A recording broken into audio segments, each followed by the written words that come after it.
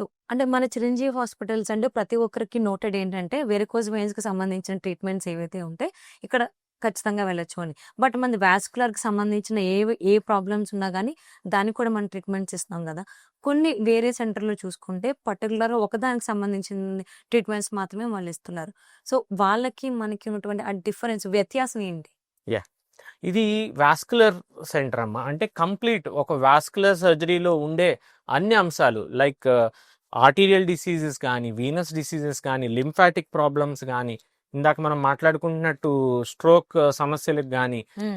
Fibroids, uterine ఫైబ్రాయిడ్స్‌కి, ఏవీ మాల్ఫార్మేషన్స్‌కి, ఎంబోలైజేషన్స్‌కి, aortic main పెద్ద రక్తనాళం సమస్యలకి, అయోర్టియా సమస్యలకు గానీ, హ్మ్. అన్ని రక్తనాళాల సమస్యలు ఎక్కడి నుంచి అంటే షుగర్ వల్ల వచ్చే కాలు పుండ్ల దగ్గర నుంచి, వారికోస్ వెయిన్స్ నుంచి హ్మ్. అన్ని సమస్యలకి మనకు ఒక్క రూఫ్ లోనే మనకు ట్రీట్మెంట్ దొరికేది. అడ్వాన్స్డ్ అది కూడా వాస్కులర్ సంబంధించిన అన్ని ట్రీట్మెంట్స్ దొరికేది మన చిరంజీవి వాస్కులర్ హాస్పిటల్ అని మనం చెప్పుకోవచ్చు. సో దీనిలో మీకు ఎక్స్క్లూజివ్ వాస్కులర్ సెంటర్. నేను ఓన్లీ ఒక వారికోస్ వెయిన్స్ మాత్రమే కాదు, ఇది ఒక సర్జరీ, ఒక రేడియాలజీ సెంటర్ లాగా కాదు. ఇట్ ఈస్ కంప్లీట్లీ ఒక వాస్కులర్ కింద ఏమేమి ట్రీట్మెంట్స్ ఉన్నాయో ఏ టు జెడ్.